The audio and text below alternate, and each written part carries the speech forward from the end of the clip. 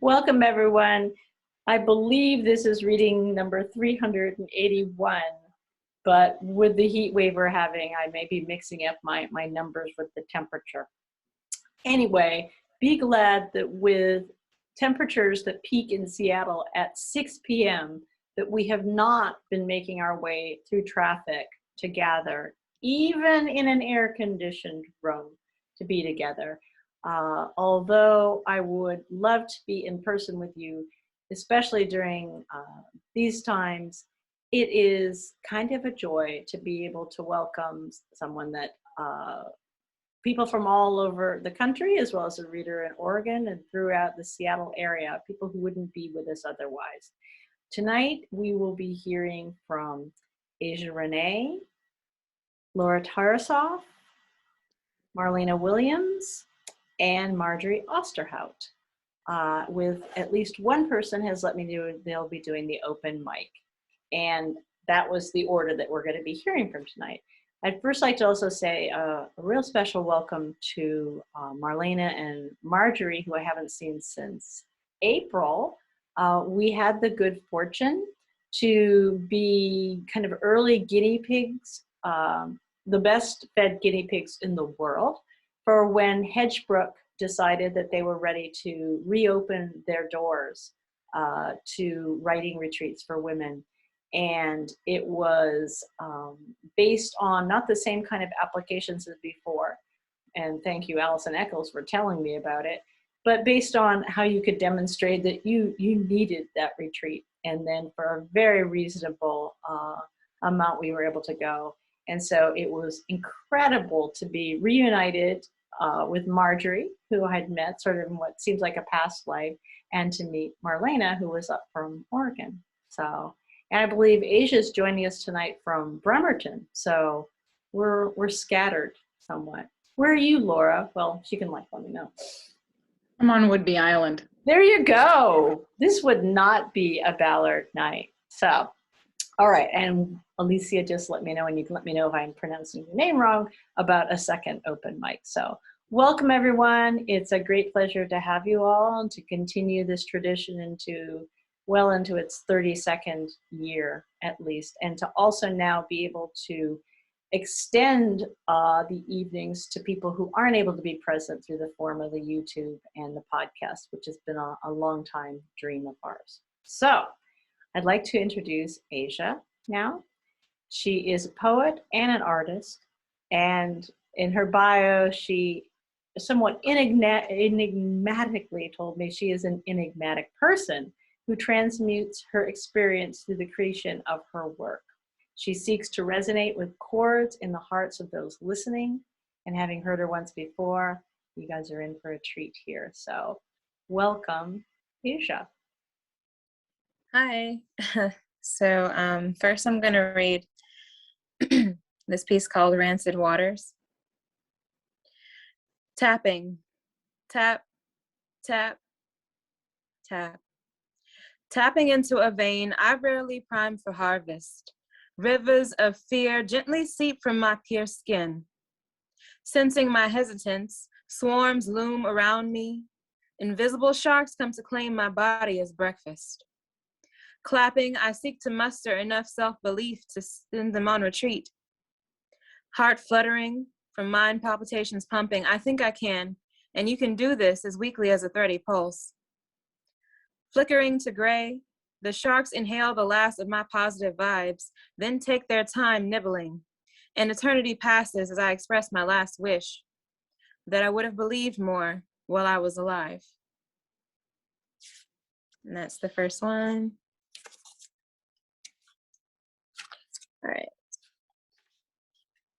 This next one is called Me Medusa.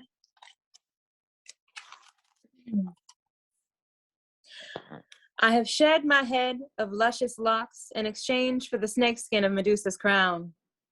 I abandon my naivete at my river flow, where the water is red, a lake of fire and sulfur stench. May as well call me shrew wench and bench player. Shrouds hold my joy behind grayscale curtains, and I have nearly given up hope. Up the slopes and against all odds, I continue forward, trajectory unnamed. The last thread of my innocence fading. My soul's light, it's a dark, deep night, frightful and alone in this living grave. Thank you. And that's the second one. This next piece is called Collapse. Catapulted through the sky, on a high, and then my bones collide with the ground. I collapse with the sound. I pretend to be okay since there's no place in this world where my feelings matter. I Mad Hatter through winding ellipses, a maze of dots and contorted thoughts. I check my face for fever. Insanity's chills and hurt's rage leave me broken. I was really, truly hoping you could love me, first, forever, for always. But I'm not the first and last voice you want to hear in the morning and night. I'm commonplace to you, not the best of the best. So as I lay my tears to rest, and they fade, I harden my soul like the finest of jade. The last piece I'm going to read is a little bit long. It shouldn't be more than 4 minutes, though. Okay. Beat down by life, but still we stand. To take another lick, to take another lick. The entitlement of lost labor that was never theirs to reap. Stolen time that was never theirs to keep.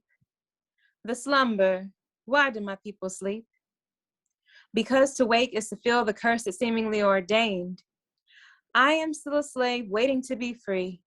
How much longer will I wait patiently? Beat down by life, but still we stand. To take another lick, to take another lick. When will we fight and what weapons will be chosen? Pen and paper, books and knowledge? Or will I revert to pre-college tactics? Brute force so the violence against me will be justified. She was out of control, she was a threat, we had to, they will say. But they will not speak of how I became fed up. They will not speak on my life's tragedies or sorrows. Beat down by life, but still we stand. To take another lick, to take another lick. The only scraps that remain will be the shrapnel littered in my chest. Because as much as I should, I don't own a bulletproof vest. I will be collateral, my damage will be inconsequential like my death.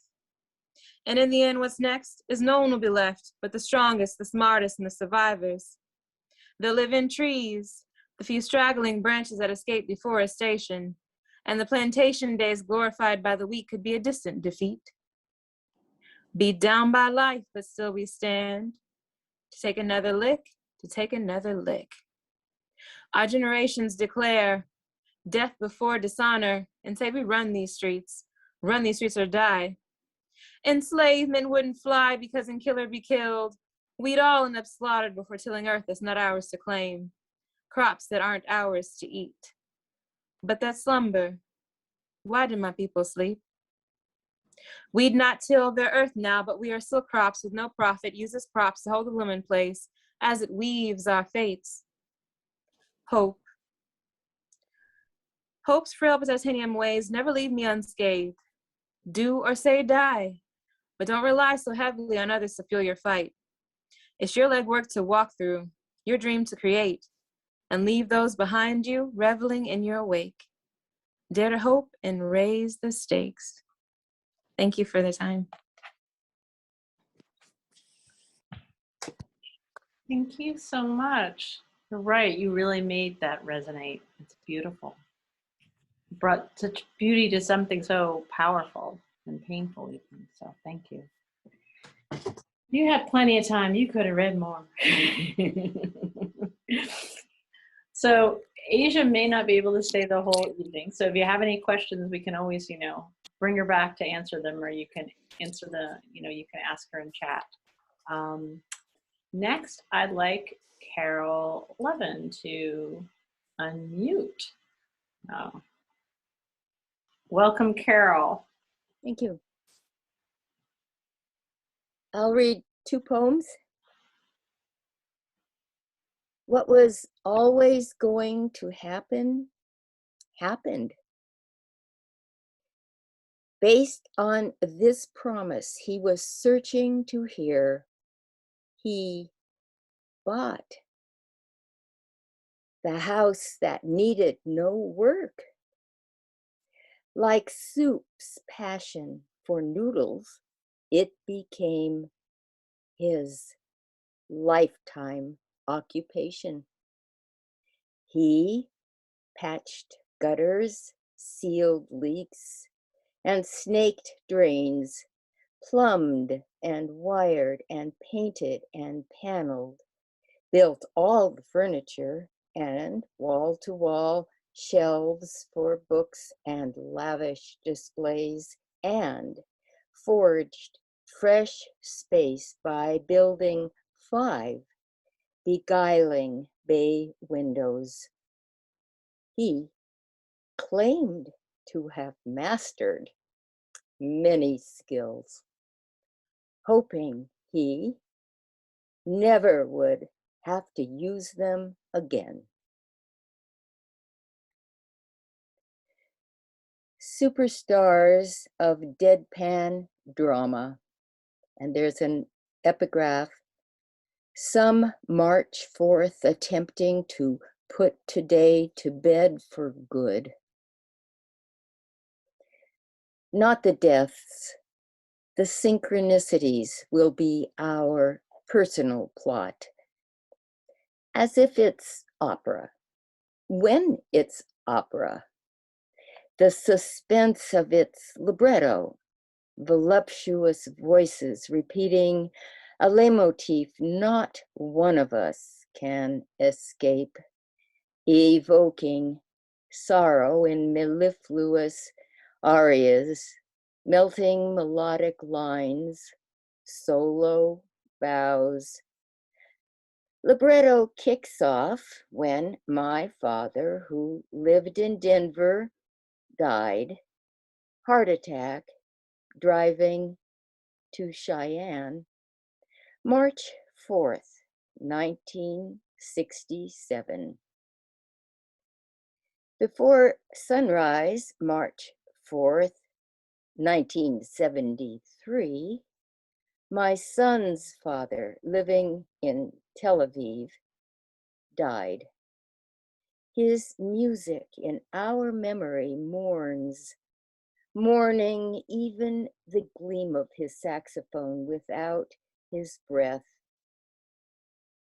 My mother, after planting perennials by her pecan grove in Green Valley, near Tucson, never woke from a stroke on Sunday, March 3rd, close enough, in 1991. My father's wife's father finally died this morning while snow threatened Northbrook, Illinois. Of all days, it's March 4th, 2021. There are 365 days, right? In a year? Now, my son, his wife, and myself have lost parents who perished in a march on the 4th day, each dying parent on a different day. Wonder, when will the last act end, leaving what's not mapped out in this drama, a magnitude of silence. Thank you, Carol. Kind of gives me extra chills knowing that Carol is just up the street, and I will never think the same way about March 4th again. I always think that that's my sister's birthday, and I only have one sister. But then I realized that her birthday is the 5th. Good.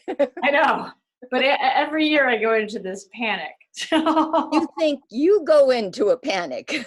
It reminds me of that movie Expiration Date.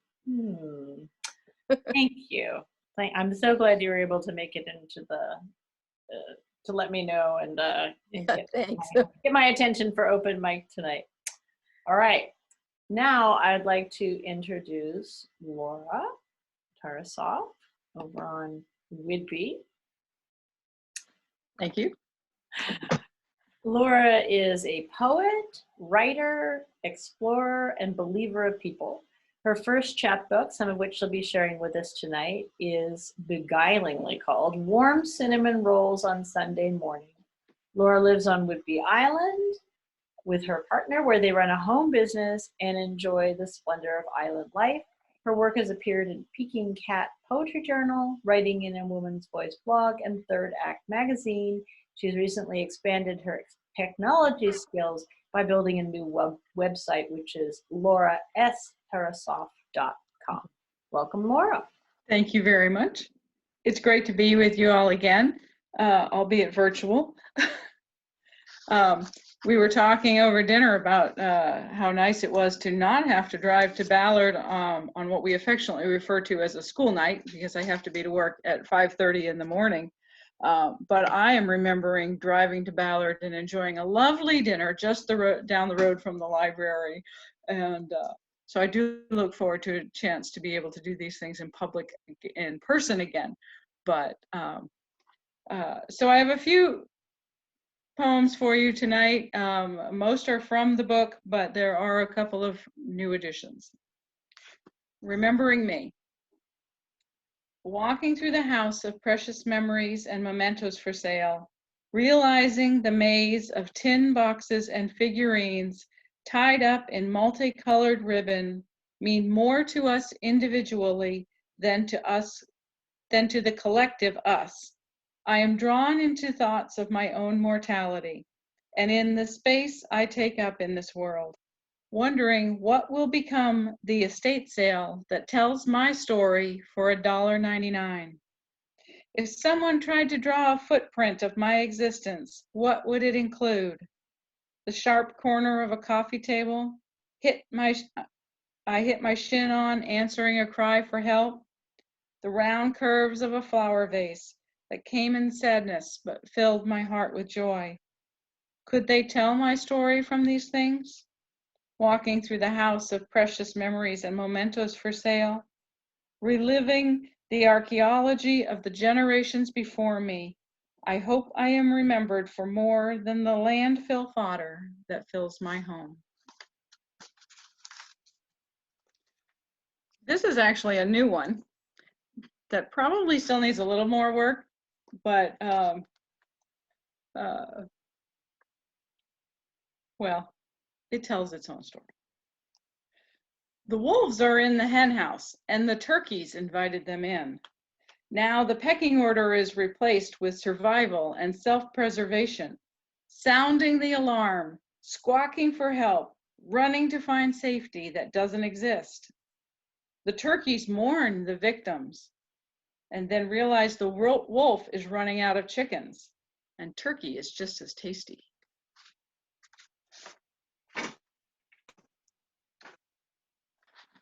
Like children, you're not supposed to have a favorite poem, but this is probably my favorite. Apology. I would like to apologize for not being perfect. I would like to, but I'm not going to. You see, I have no intention for perfection. I am me. I love me. I like who me is.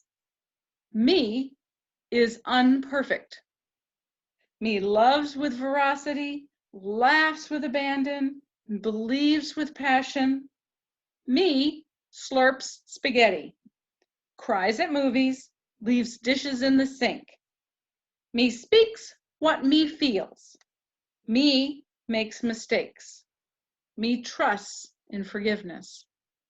Myself tried to convince me and I to conform. Instead, me and I convinced myself to just be. Me, myself, and I are content together. We hope you love us in our unperfectness, but if you don't, We're okay with that. Someday, some way, someone will. No apologies required. Homily of disconnection. We are gathered together on social media, a no place to express yourself for who you are, as long as you are funny, sweet, or a good cook. In our individual boxes, settled into our cushioned pews, sipping our communion cups to worship at the altar of the 55-inch television, ready to hear today's sermon from our beloved truth tellers, with the green screen graphics and ticker tape breaking news, finishing with a feel-good story, assuring us our life isn't so bad. Like children calmed with a bedtime prayer, cut quickly to the manicured game show host, wheeling us away from the harsh reality that life is hard with the hope of the next letter. Pity's pious grace. With fear of a child's mind, this grown woman's battle is lost. The darkness persuaded her freedom isn't worth the cost. Did everything she knew to live life and be strong. Thundering demons won, convinced her she was wrong. Nailed boards over windows, added locks to the door. Never leaves her prison home. Security's what she's longing for. Blindly she sits in a well-lit room. Mind's eyes closed to the possibilities that the chance of outside could offer a life in a world full of tranquility. Pity's a pious emotion, reserved for the secure, adds bars to the imprisoned, shackles the unsure. Lend your words of strength, breathe deep the freedom you know, exhale the seeds of understanding the angels give you to sow.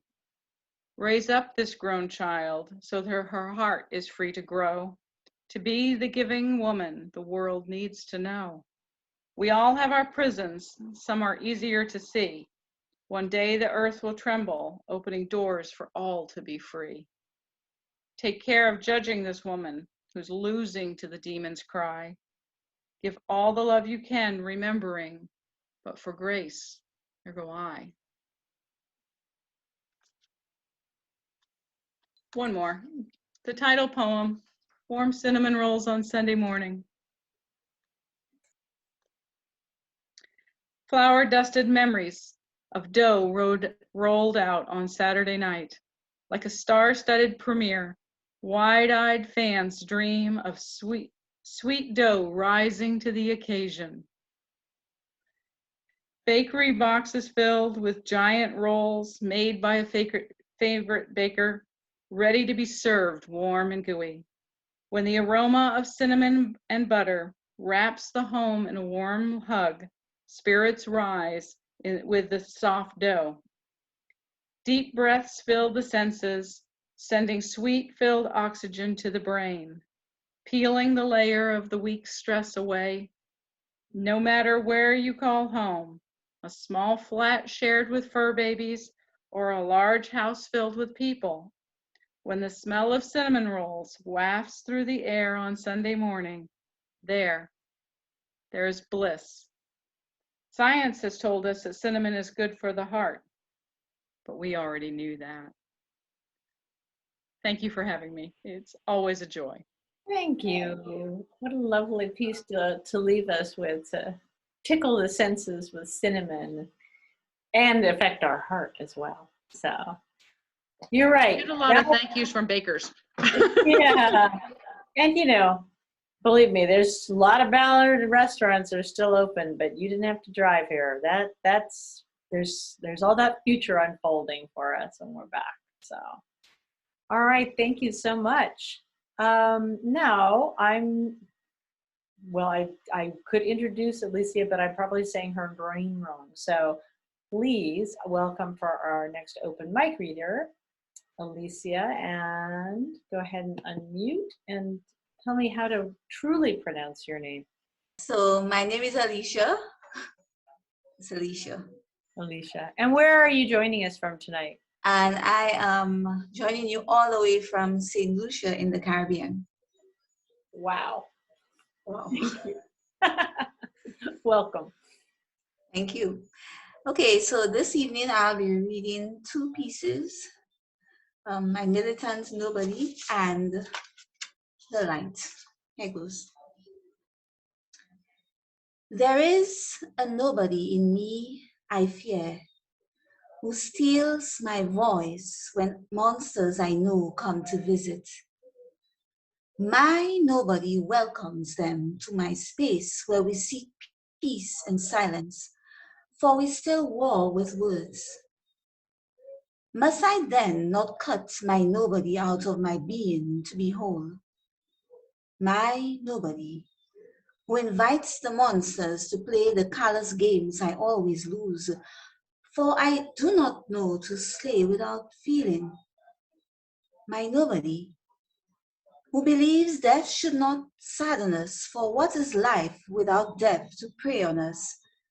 My nobody, my militant nobody, who longs to battle my friendly foes, but I long for peace, where our dreaded quarrels are nothing, and our hurt is only in not loving, in this endless squabble with self. Thank you. The second piece is entitled The Light.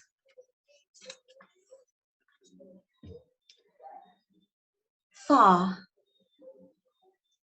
near La Saucière, the thick ashen fog lingers until a blinding white light emerges and waits. It waits all night. I know that it waits for them, those whose souls left their bodies. They wander this world feeling nothing, wanting nothing, seeing nothing. Everything becomes nothing to them, even the light. But it still waits for them. Only for them. I know it is. It waited for me once, and I came to it. Thank you. Thank you so much for joining us. I love how your first poem, My Nobody, was such a lovely follow-up to Me, Myself, and I. Before we started recording, Asia asked if there was a theme for tonight. I said, I usually find the theme has emerged after the evening. But just as with the quilt behind me, I often feel that all the readers, what they share becomes a creation in itself. It becomes a quilt that makes perfect sense the way they fit together. So I'm delighted you can join us, and you must join us again another month and have more time to read. So, thank you. Okay, now I'm going to introduce Marlena Williams, a little closer to home in Portland, Oregon. Okay, so I had the good fortune to be at the cottage in closest proximity to Marlena in Hedgebrook. It was such a special time. So I'm delighted to be able to not see her in person, but hear a little bit more of her work beyond what was shared one night around a fire pit. So Marlena Williams is a writer from Portland, Oregon. She holds an MFA from the Vermont College of Fine Arts.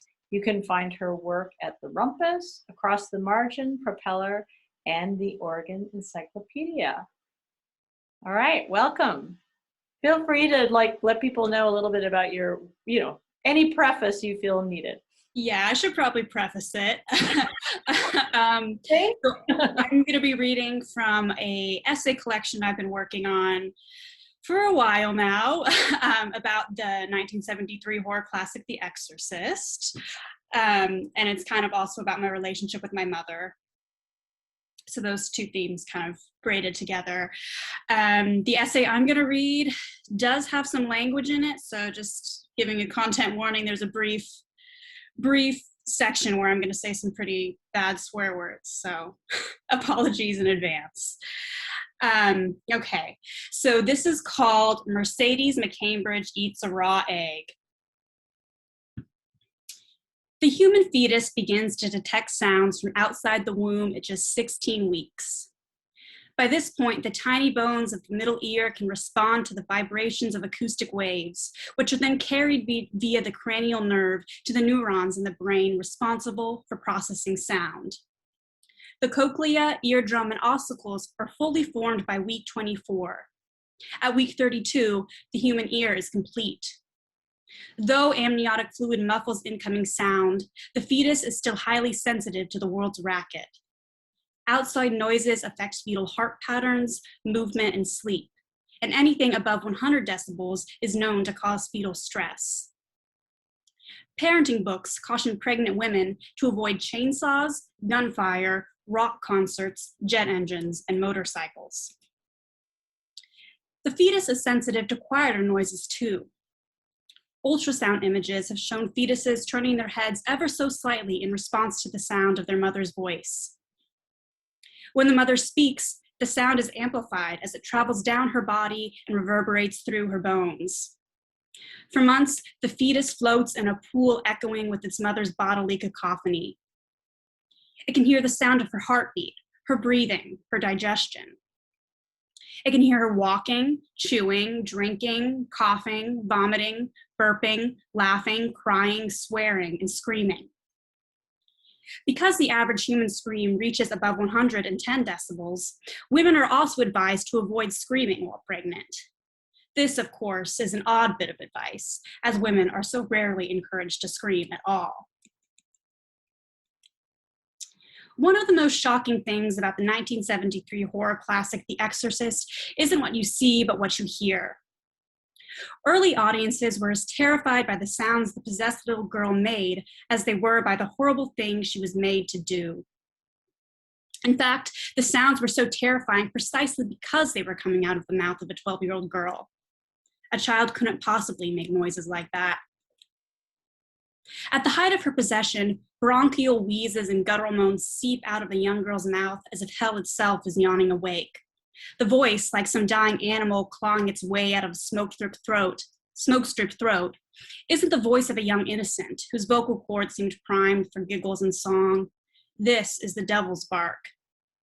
A child couldn't possibly say those horrible words either. Your mother sucks cocks in hell. Stick your cock up her ass, you motherfucking worthless cocksucker. Your cunting daughter. An abomination. Words not meant for a child's lips. Though The Exorcist is often defined by its most well-known images, the spinning head, the spewing vomit, the thrusting crucifix, much of its enduring horror is thanks to the career-defining vocal performance of Mercedes McCambridge. No, Linda Blair did not, in fact, make those blood-curdling noises herself. Just as a stunt double named Eileen Dietz was brought in to perform some of the more gruesome physical acts required by the script, director William Friedkin enlisted McCambridge to give voice to the demon Pazuzu. The performance would become so iconic that it obliterated everything else about McCambridge's storied career. When she died in 2004 at the age of 88, her USA Today obituary referred to her in its headline as the Exorcist actress, which must have caused some confusion amongst readers who saw it and assumed that Linda Blair, not McCambridge, had suddenly passed on. Orson Welles once called McCambridge the world's greatest living radio actress. Born Carlotta Mercedes Agnes McCambridge in Joliet, Illinois, she rose to prominence during the 1930s on radio programs like Lights Out, Inner Sanctum, and Radio Mystery Theater. McCambridge was the kind of star that didn't need to be seen to make an impact, though when she was seen on Broadway or alongside Hollywood icons like Elizabeth Taylor and Rock Hudson, she held her own. McCambridge won the Oscar for Best Supporting Actress in 1949 for her role as Sadie Burke in All the King's Men, and was nominated again 7 years later for her performance in Giant, the last of James Dean's films.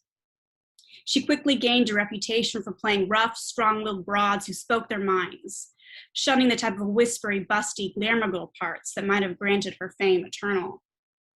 Of course, with her slightly pointed nose and short dark hair, McCambridge was far from a Hollywood bombshell.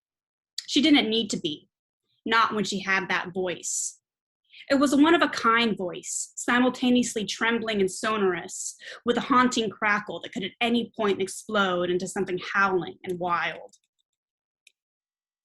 McCambridge's heavy drinking likely gave her voice at least some of its distinctive bite.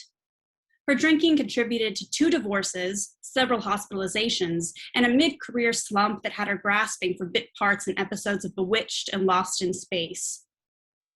Though she was in recovery by the beginning of the 1970s, it must have come as a relief and a surprise when Friedkin offered her a role in his new horror film. She would not appear on screen, he told her, but it was her voice that would bring the demon to life. Friedkin has said that McCambridge was perfect because her voice was neutral, neither male nor female. She was 56 when she stepped into the sound studio. McCambridge committed to the part.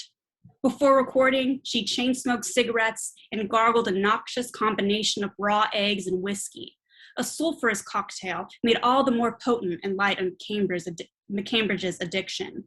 McCambridge, a devoted Catholic, demanded that her priest remain in the studio at all times to help her fight the demon's call. While recording, she was strapped to a chair, her arms and legs bound so she could barely move. McCambridge has said she didn't want to be tied up. Friedkin maintains it was all her idea. Either way, this is what gives the voice its vengeful, straining rasp. It is the sound of a human animal struggling against its restraints, raging to break through the broken body that contains it. If you listen closely, there are layers to the sound. 2, 3, 4 different strains often seem to echo at once. The demon wheezes or growls or screams. It laughs or it cries. It's hard to tell the difference. There's something jarringly comical about it too. At times, McCambridge seems to adopt a refined British accent. At other times, a hateful, feral snarl. And underneath it all, the foul bite of whiskey, hot and burning on the tongue. It wasn't hard for me to imagine the rage, McCambridge said in the documentary, The Fear of God. You see, if it's this close in me right here, and I'm only a human being, it's that close in everybody. McCambridge had one child, a son, born in 1941.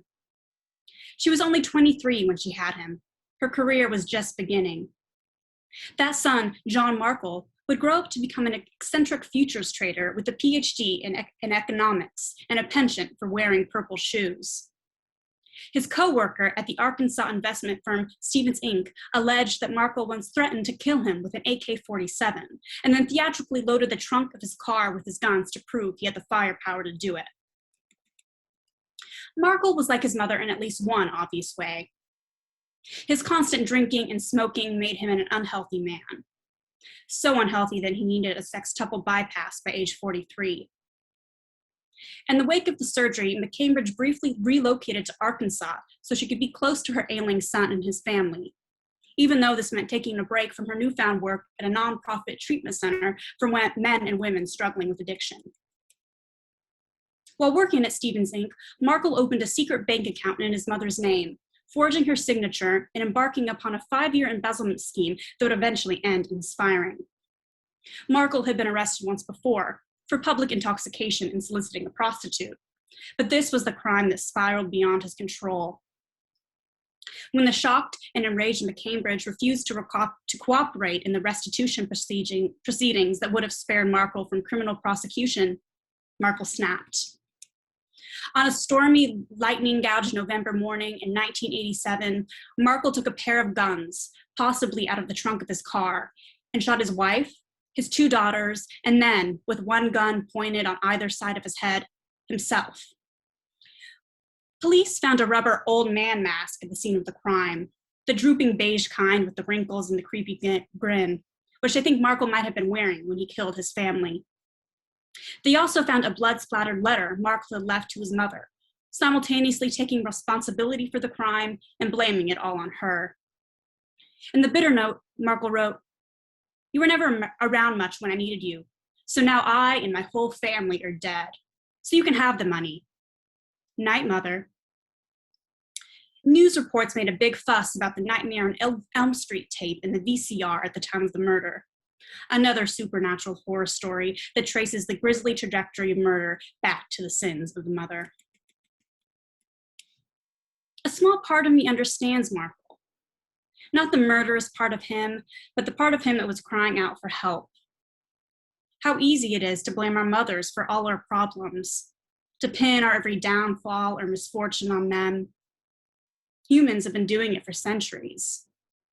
It's a bitter concoction to swallow, knowing our mothers won't always be there for us when we need them, that they too are fighting their own private demons, bound by a darkness they cannot escape. It must have weighed heavy on Markle too, hearing his mother wail and bark and scream for the entire world to hear. So few of our mothers ever show us what they are capable of, or dare to lay bare the raw pain and rage clawing at their hearts. Thank you. So everybody else just been holding their breath? Wow. Oh, you make me want to write essays. Well, first you want me, you make me want to be like the writer that you are and then write essays. That was really amazing. I wish I knew that there was people listening who are ready to start giving you an advance on that collection already. Me too. Yeah.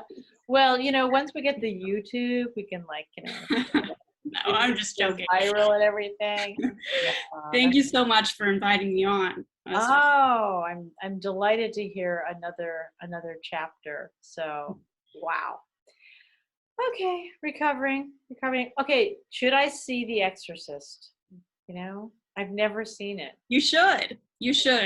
Okay, I'm not a horror movie fan, but it's incredible. And didn't you say that it's coming up on the anniversary?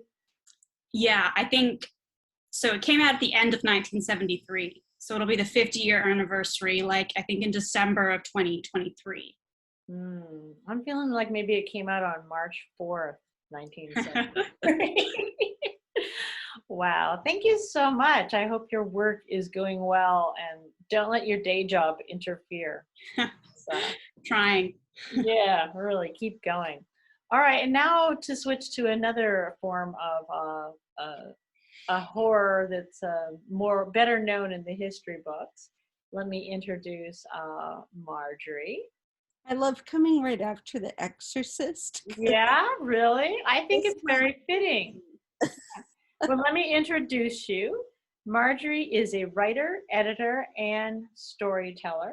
Her essays and articles have appeared in anthologies like It's a Boy and magazines including Parents, Parenting, and E-Pregnancy. She also spent a whirlwind 3 years, probably back in the day, travel writing for Disney. And she is former managing editor, columns editor, and columnist, dear Marjo, for Literary Mama. In February 2020, she launched a daily series, Today in Salem, which she's going to immerse us in. Okay, immersive being the operative word here, because we're going to jump right into the middle of the story. Okay. So what everybody needs to know is that we are well underway in terms of accusations against women for witchcraft and men, and a bunch of them are in jail. And now they're about to be out of jail, but not the way they would like, I think. So I'm horrible. July 7th, Today in Salem. The beggar Sarah Good is holding her clay pipe close and peering into its bowl, turning it slowly. She's had no tobacco for weeks, not even a fleck. She was hungry for it at first, hungrier even than food, but now she just misses its comfort. She brings the bowl to her nose and inhales gently. The faint scent of tobacco is too wispy to fill her lungs, but it's still there. She thinks about her life before prison. Was it really any better than this? Back then, she'd had to beg for tobacco, never mind food, clothes, and sometimes a place to sleep, and not just for her, but also for her children.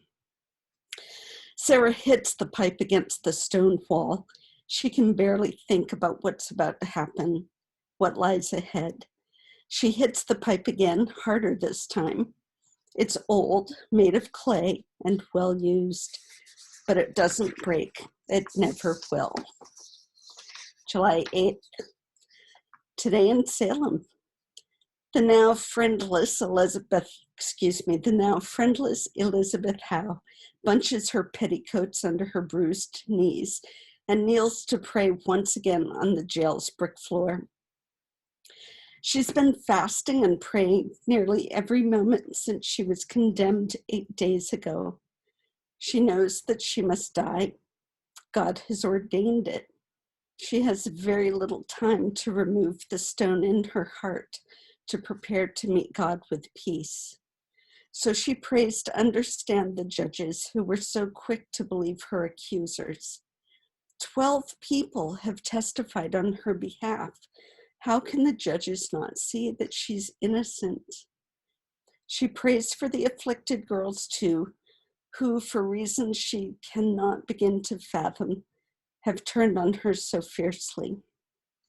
Some of them are children, past the age of reason, but children nonetheless.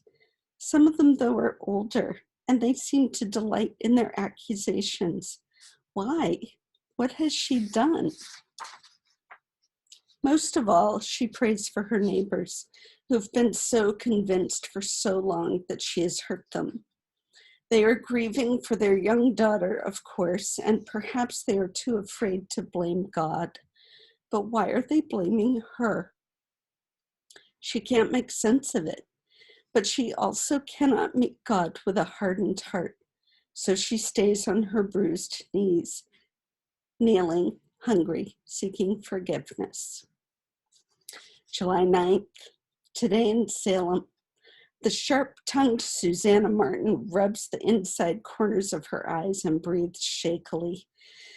In her usual outspoken manner, she's addressed the judges as rogues and devils and called the afflicted girls liars. She's always had trouble controlling her tongue, but she has no regrets. She's tried to be a good Puritan, but it's like wearing a cap that's too tight. God has already ordained whether she's saved or condemned, and nothing she says or does will make a difference. So why pretend? Why constrict herself? July 10th, today in Salem. The prison is dark and awash in the overwhelming smells of dung and filth. But while the other women lie in the dirty hay or lean against the cold walls, the flamboyant and rebellious Sarah Wilde sachets, even as she paces. She has no illusions about her fate. She is too pretty, too eager for love. She touches her neck, thinking about the noose that surely awaits her and the silk scarf that she'd worn many years ago. The judges had been so self-righteous about that scarf, but she'd confessed and accepted punishment for it, just as she had for other offenses, even fornication. July 14th, today in Salem. The vagrant Sarah Good is pleading with the pregnant Elizabeth Proctor for help. Sarah has always been an angry beggar, likely to throw a stone as she is to say thank you. But today is different. She will be hanged in 5 days, leaving behind her 4-year-old daughter, Dorcas, who is also in jail. Please, will Elizabeth take care of her after Sarah is taken away? Make sure she eats, sleeps, says her prayers. Sarah has chosen Elizabeth carefully. Being pregnant, Elizabeth is less likely to be hanged. And she still has young children herself, so she knows the needs of a 4-year-old. Elizabeth hesitates. Little Dorcas hasn't once left her mother's side, hissing and scratching at anyone who draws near. A bite of bread, a wink, a scrap of string, Nothing quiets or tempts her. But what else can Elizabeth do? She gives a small nod. The girl will eat when she's hungry and sleep when she's tired. Prayers are unimaginable except on her behalf, but Elizabeth can at least do that. July 18th. Today in Salem, the grave digger is alone with the stones and the clay, digging, pulling, and throwing dirt with his shovel, thinking about last night's eclipse of the moon. Red it had been, blood red. He can't help thinking it. But while the red shadow had disturbed him, it was the white crescent of light at its edge, growing smaller and smaller, that he can't stop thinking about. Tomorrow, 5 women, 5 witches, he reminds himself, will hang, but the jails are full with so many more people still to be tried. And the magistrates are arresting more every day. Is it possible that all of them are guilty? How many more graves will he need to dig? In jail, the now friendless Elizabeth Howe touches her blind husband, who's just paid her final jail bill. The sharp-tongued Susanna Martin, widowed years ago, paces and mutters to herself. The rebellious Sarah Wiles, also widowed, whispers with her only son. The beggar Sarah Good huddles in a corner, alone except for her 4-year-old daughter, who tomorrow will refuse all comfort. The beloved Rebecca Nurse prays with her elderly husband. July 19th, today in Salem, the sheriff is choking on the hot dust rising around his cart as it jerks along the dirt road. 5 women kneel in the cart, 3 of them elderly, all of them with their hands tied behind them. With only a single horse to pull the heavy cart, it's a slow journey to the hanging tree, where a minister waits on horseback, an unsure crowd shuffling behind him. He'll pray, of course, but it's also his job to urge each woman to confess and repent for her sins. The cart has hardly stopped when the deputies begin to pull the women off, one at a time, until they reach the beggar Sarah Good. "Stay," one of them says, and puts up his hand. The gesture isn't lost on Sarah. She lurches forward as if to attack, but her hands are tied, and she falls back into the cart. "Confess," the minister says, "repent for your lies." Sarah takes a deep breath and erupts in a rage, spitting and twisting away from the deputy who's holding her back. A second deputy kneels to tie her petticoats and legs together, and the crowd cheers when he yanks the noose over her head and tightens the rope around her neck. "May God forgive you," the minister intones. With that, the sheriff's cart pulls away hard, and Sarah jerks in the noose, her body emptying itself in one final insult.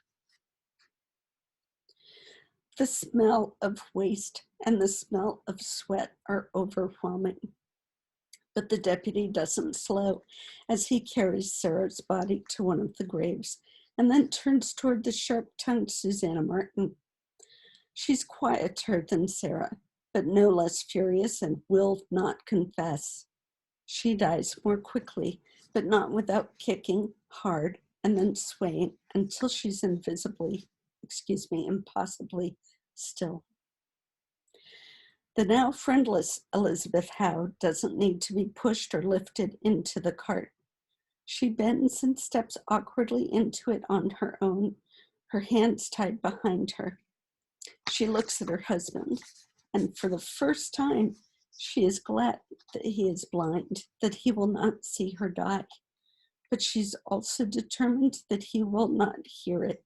So she just shakes her head when the minister urges her to confess, looking at her wide-eyed daughter one last time as the noose is pulled over her head. By now, the crowd has noticed the unmarked graves. There will be no Christian burial for these lying witches.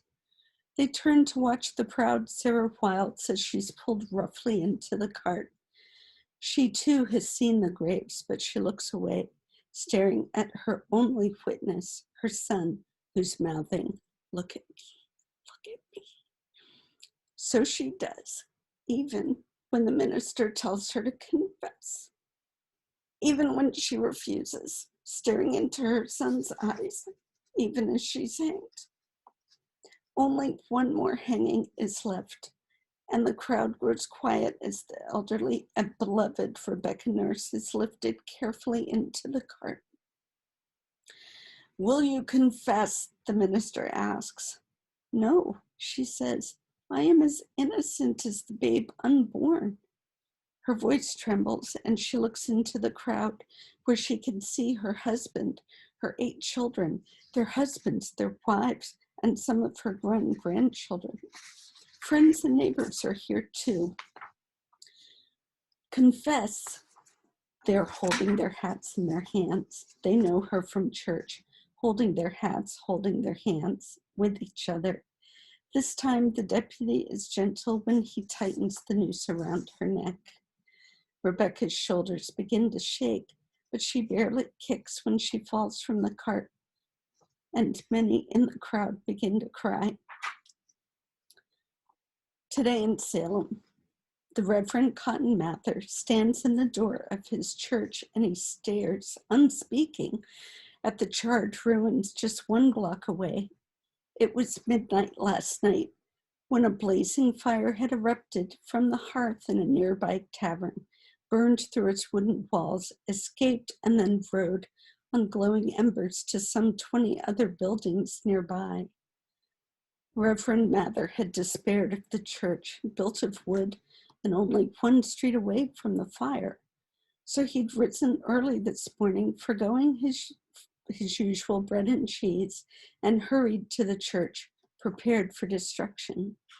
But except for a sharp smell that permeates the walls, the benches, and even the pulpit, the church has been spared.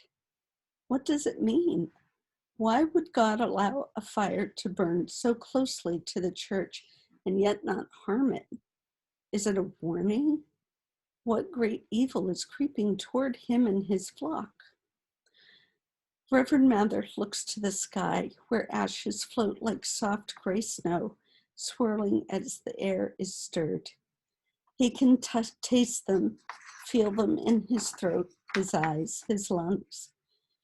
He turns away and enters the church. The ashes will be gone by Sabbath day, he's certain, but the acrid smell will stay. The end. Wow. Turns out the part I'd heard before was just like, that was just like early days. You went right for the meat.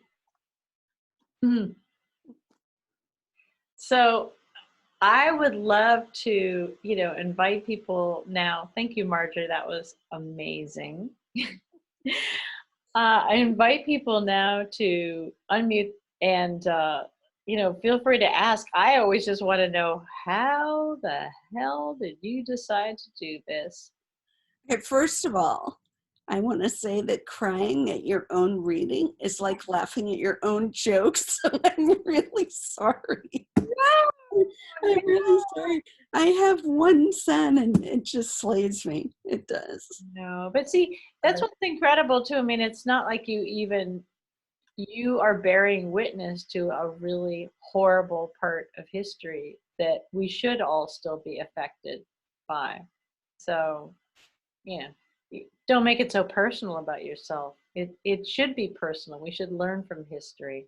So, and that's what I think. I'm fascinated by how accessible you're making it. I think it's a brilliant project, but I think you are crazy to take this on, and I think it's amazing. Yeah. So where? I mean, you're from Maine. Were you raised on this? What? No, okay. About 5 years ago, I had a dream about the Salem witches, and they were huddled in front of me, crying and dressed in black, and they wouldn't look at me. But in front of them, there was this super old woman dressed in a long white nightgown with long white hair saying, please tell them who we are. Just tell them, please. Here we are. You are. Wow. I mean, it was such a vivid dream. I couldn't say no to that. So, And then, so much research. How have you found all this?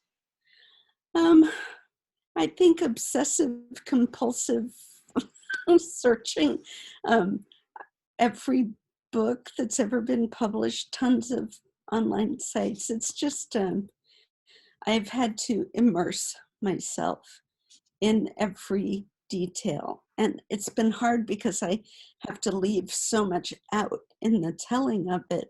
And that's been one of the biggest challenges, is choosing what to include and what to leave out. It's hard, but How's fun. it been for your family to live with you?